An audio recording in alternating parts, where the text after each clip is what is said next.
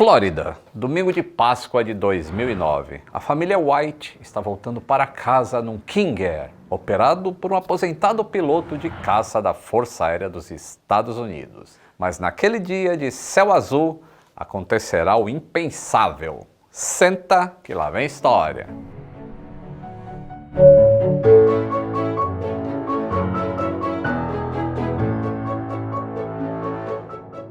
Saudações aeronáutica, tudo bem com vocês?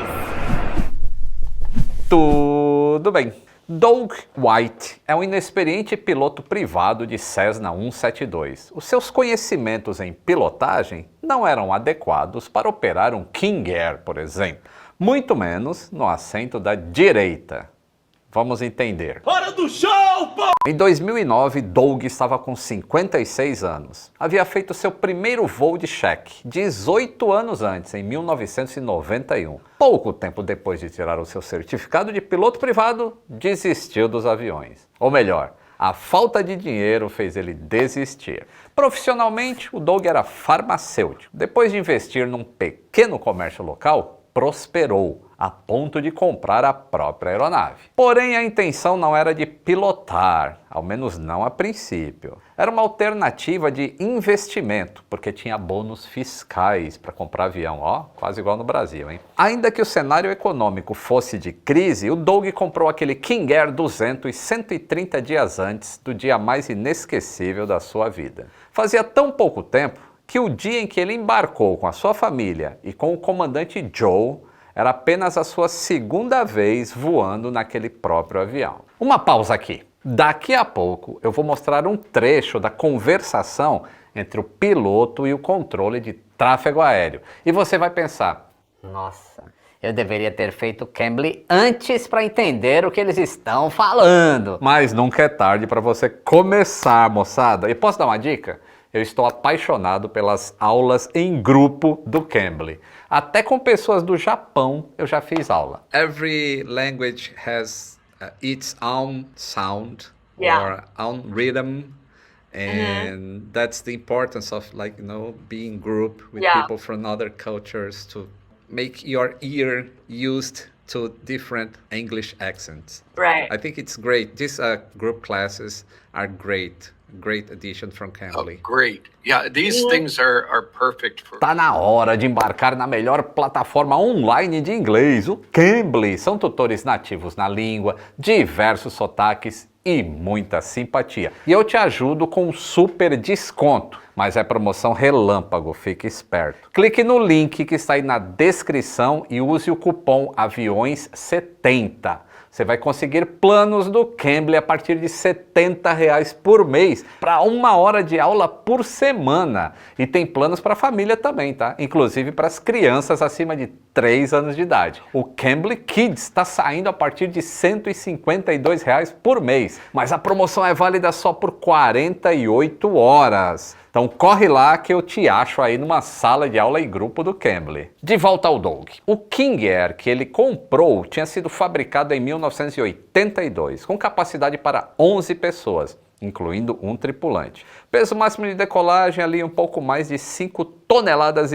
Em janeiro de 2009, 3 meses antes de embarcar, o Doug voltou a voar no Cessna 172, modelo que ele tinha licença. Inclusive, foram nessas visitas ao aeroporto que ele acabou conhecendo o comandante Joe, um ex-piloto da Força Aérea Americana, que fazia voos fretados no mesmo local em que o Doug recomeçou o seu treinamento de voo. Até o dia 12 de abril de 2009, Doug tinha cerca de 230 horas de voo como piloto privado de monomotor, das quais quase 150 horas foram acumuladas naquele mesmo ano. Em comparação, o comandante Joe Kabuki tinha 11.560 horas de voo, sendo mais de 10.000 horas como piloto em comando, somando todas as aeronaves que ele já havia controlado. A semana que antecedeu a Páscoa de 2009 tinha sido desastrosa para Doug White. No dia 5 de abril, o Doug, a esposa e as 2 filhas voaram para o aeroporto internacional do sudoeste da Flórida, que fica em Fort Myers, num voo de linha regular, operado pela Delta Airlines. Embora o destino pareça perfeito para descansar, com as praias de águas quentes do Golfo do México, a família White não estava de férias. Muito pelo contrário, eles estavam de luto. A viagem aconteceu para eles acompanharem o funeral do irmão do White, que morreu de uma forma repentina, vítima de um ataque cardíaco. Após essa dura semana de despedidas, White preferiu um voo privado para a volta, até porque o seu destino era diferente do restante da sua família. Então ele se lembrou do comandante Joe Kabuki e entrou em contato solicitando que ele trouxesse o seu avião lá de Marco Island. O comandante Kabuki combinou o voo com White. Ele voaria sozinho de Marco Island para Fort Myers, onde embarcariam os 4 membros da família White. Com os 5 a bordo, o avião seguiria até Jackson, no Mississippi, destino final do Doug. A esposa, Terry White, e as filhas Maggie e Bailey voariam até Monroe, na Louisiana. O primeiro voo da família seria mais longo, cerca de 1.000 quilômetros de distância. Bom, como combinado, Joe Kabuki e a família White se encontraram no aeroporto da Flórida, logo depois do almoço de domingo. O avião, de matrícula November 559 Delta Whiskey, aterrissou em Fort Myers cerca de meia hora antes do próximo voo. Nesse meio tempo, ninguém percebeu nada de errado com Kabuki. Inclusive, ele ajudou a família a carregar as bagagens, dando todo o suporte ali na hora do embarque. Em 2009, o Joe Kabuki tinha 67 anos e depois de uma longa carreira militar, era piloto-chefe e piloto checador do FAA. Nascido na Louisiana, Joe se alistou na Força Aérea dos Estados Unidos em 1963. Começou seus treinamentos de voo na Craig Air Force Base, lá do Alabama. Vocês lembram do... como que era aquele filme lá? O Forrest Gump, Alabama. You should go home to Greenbow, Alabama! Até 1977, essa era a base onde os pilotos americanos tiravam as licenças de voo. Atualmente, o local é um aeroporto civil, muito usado para o transporte industrial. O Joe serviu na Guerra do Vietnã. Depois de 6 anos de treinamento, foi enviado para a base aérea de Bien Hoa aos 28 anos como piloto de caça. Durante o conflito, algumas aeronaves que faziam parte da frota dos Estados Unidos eram os caças F-4 Phantom II, o Skytrain Douglas C-47, Fairchild C-123, Lockheed C-130 Hercules e o bombardeiro Boeing B-52 Stratofortress. Depois da Guerra do Vietnã, o Kabuki recebeu treinamento em F-111 Aardvark, na base de Nelly, no deserto do Nevada. Infelizmente, tanta experiência de voo não seria usada por completo naquele voo com a família White. Em 12 de abril de 2009, a operação começou mais cedo para Joe Kabuki. Ele decolou sozinho com o King Air, lá de Marco Island, na Flórida,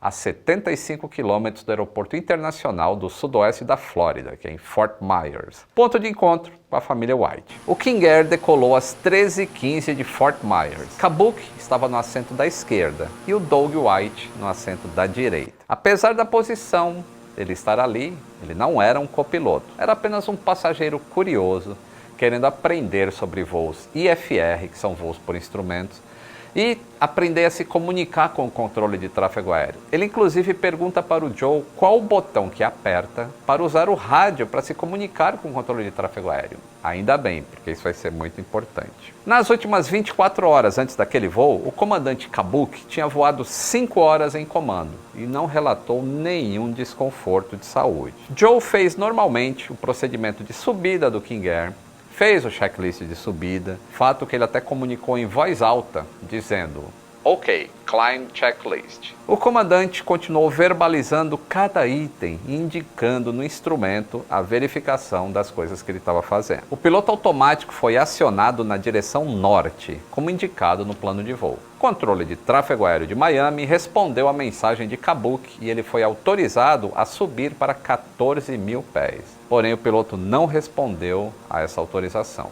O ainda passageiro, Doug, notou algo estranho. Era por volta de 13h25, 10 minutos depois da decolagem. Eles estavam sobrevoando o Golfo do México, quando o queixo do Joe caiu sobre o seu peito, emitindo uma espécie de gemido inaudível. Doug notou que demorou cerca de 3 minutos entre o Kabuki terminar o checklist de subida e abaixar a cabeça. A sua primeira reação foi chamar a atenção de Joe, que chegou a balbuciar alguma resposta. O Doug então tocou os ombros do Kabuki, mas os olhos do piloto rolaram para trás. As mãos caíram em suas pernas e acabou. Silêncio absoluto. O Doug estima que eles estavam a 5.000 pés de altitude e chegou a perceber que o avião estava subindo entre 1.500 a 1.800 pés por minuto. Foi tudo muito rápido. O Doug sabia que os conhecimentos em aviação que ele tinha não eram suficientes para navegar ou pilotar um King Air, que é um bimotor muito mais veloz e potente do que um Cessna 172, que é um monomotor de baixa potência. E ele só tinha licença de monomotor. Por sinal, uma das características que popularizou o Cessninha é justamente uma pilotagem mais fácil, e não um King Air. Comandante por ocasião, o Doug mal conseguia identificar os controles, os instrumentos no painel do King Air, ainda mais sentado ali do lado direito. Mas há pelo menos um botão ele reconheceu, que era da comunicação via rádio que ele tinha perguntado para o Kabuki. Em apenas 20 segundos, o Doug reagiu. King Air 559 Delta Whiskey, estou declarando uma emergência. Preciso interromper essa subida de um piloto de King Air na fonia. A partir de então, vários funcionários do controle de tráfego aéreo, além desse piloto do King Air, fizeram uma verdadeira força-tarefa para conduzir o Doug a um pouso em segurança no aeroporto mais próximo. A primeira dúvida de Doug era como interromper a subida. A primeira instrução que ele recebeu foi desligar o piloto automático. A investigação mostrou que, antes disso, o avião continuou subindo, porque estava com o piloto automático acoplado. Subiu até 17.300 pés, ou seja, 3.300 acima do que aquele voo estava autorizado. E a partir do momento que o Doug ouviu do controle, "It's all yours", uma indicação de voo manual, a velocidade de voo era de 250 nós, ou mais de 460 km por hora. O próximo passo era começar o procedimento de descida e mudar o voo de direção. As comunicações foram transferidas do controle de tráfego aéreo para a torre de controle do aeroporto de Fort Myers, que era o mais próximo. E parte da missão dos controladores foi tirar todos os aviões do caminho da família White. Lembrando que o aeroporto de Fort Myers recebe voos internacionais e ainda é o segundo aeroporto de pista única mais movimentado dos Estados Unidos. Na frente do Doug, muitos instrumentos, mas ele dedicou a sua atenção ali no indicador de atitude, no indicador de velocidade do ar e no indicador de rumo, que eram as coisas que ele via no Cessna 172 dele. Ele percebeu que o avião estava com o nariz alto, então ele empurrou o manche para frente. Teve que fazer muita força para isso. Muita pressão estava necessária para descer o nariz do avião. E ele não conseguia utilizar o compensador para estabilizar o horizontal, o estabilizador horizontal. Porque ele até tentou fazer isso, até tentou mexer em alguns controles, mas esses controles estavam no assento da esquerda. E o corpo do comandante Joe, que estava ali do lado, impedia que ele alcançasse determinados controles. O Doug chegou a se preocupar com a possibilidade do Joe cair contra as manetes dos motores. Terry, a esposa do Joe, tentou ajudar a tirar o Kabuki do assento, mas o comandante pesava mais de 100 quilos. E aí não conseguiram tirar ele do lugar, mas pelo menos conseguiram prender o corpo numa posição sentada através do cinto de segurança dos ombros. O controlador de voo orientou o Doug a fazer curvas e descidas lentas, e o avião passou a ser vetorado e desceu para a altitude de 5.000 pés. Por conta das mudanças bruscas de velocidade, o Doug estava pedindo para acionar o piloto automático, mas ele não sabia, ele precisava de ajuda, como é que ele ligava o piloto automático. E aí ele foi autorizado, foi ajudado e selecionou a altitude que ele recebia com as instruções do controle de voo. Só que quando ele acoplou o piloto automático, o avião fez uma curva meio que brusca para um lado oposto de onde ele queria ir, porque o último rumo que estava setado no instrumento tinha sido colocado pelo Kabuki. O Doug ficou cheio de dúvidas. Como é que eu vou descer? Como é que eu baixo o trem de pouso? Como que eu aciono os flaps? E as alavancas de potência? Como que eu configuro a velocidade? E ele teve um intensivão ali naqueles minutos que duraram esse voo. Na verdade, 20 minutos. Doug aprendeu a mecânica básica para operar um King Air. E o que mais chamou a atenção dos controladores foi que, apesar de todo o risco que a situação envolvia, o White se manteve ali calmo durante todo o processo. Escuta um trechinho da comunicação dele com o controle de tráfego aéreo. Delta Whiskey, okay, and you think the autopilot is on? I know it's on. And or 9 Delta Whiskey, yeah, right. Can you tell what altitude it says it's going to climb to?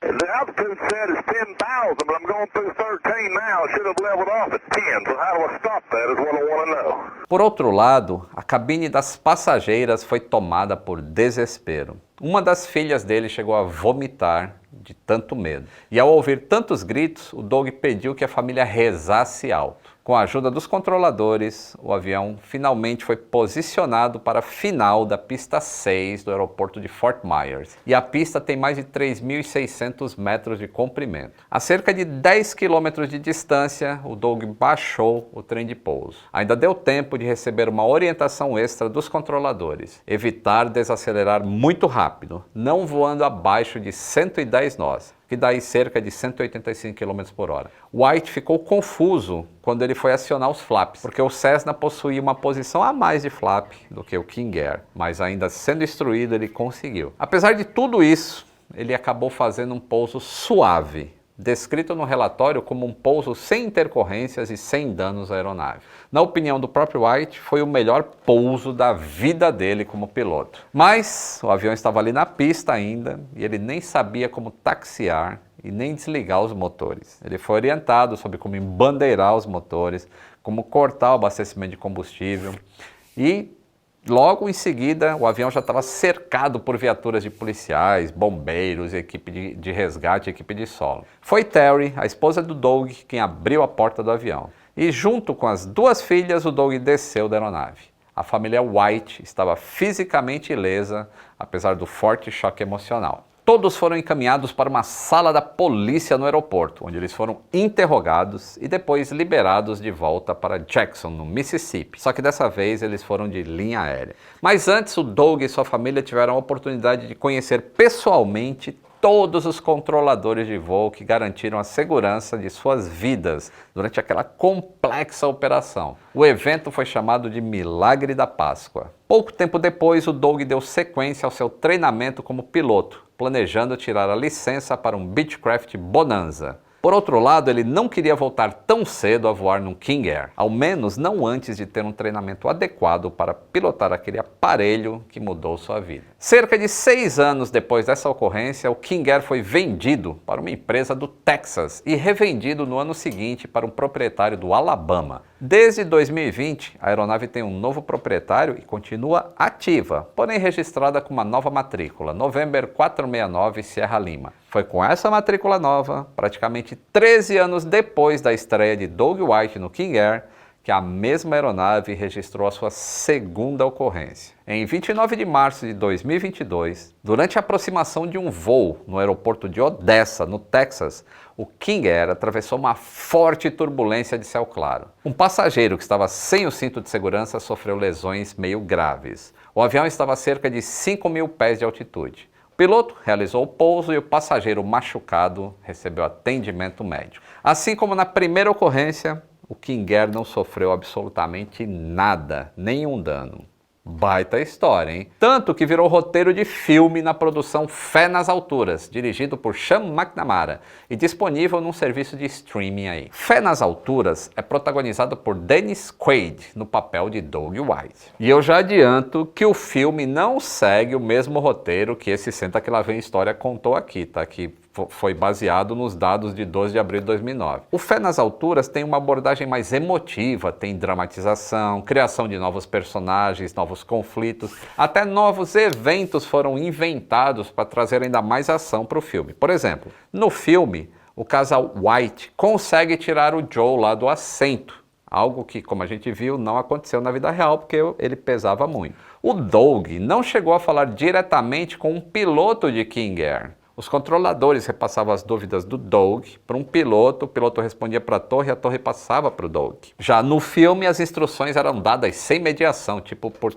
Não sei se é por telefone, né? Mas vamos lá. E sim, a cena que o Doug atravessa uma tempestade com direito a trovões e relâmpagos é totalmente ficção. Como eu falei antes, fazia um lindo dia de céu azul e não tinha vento. E também é importante deixar claro que nenhuma criança ouviu as transmissões dos controladores de tráfego aéreo na internet, tá? E muito menos elas foram até o aeroporto assistir o pouso da família White. Nada disso aconteceu. E eu vou parar por aqui, senão vai ter muito spoiler com essas comparações que eu estou fazendo. A única coisa real mesmo é que um King Air foi pousado por um comandante que ficou inconsciente. Se você curtiu essa história ou não conhecia essa história, deixa o like aí e se inscreva no canal. Considere apoiar. É só clicar no botão Seja Membro e além dos benefícios, você tem o seu nome aqui ó, nos créditos para sempre. Um grande abraço e até o próximo voo.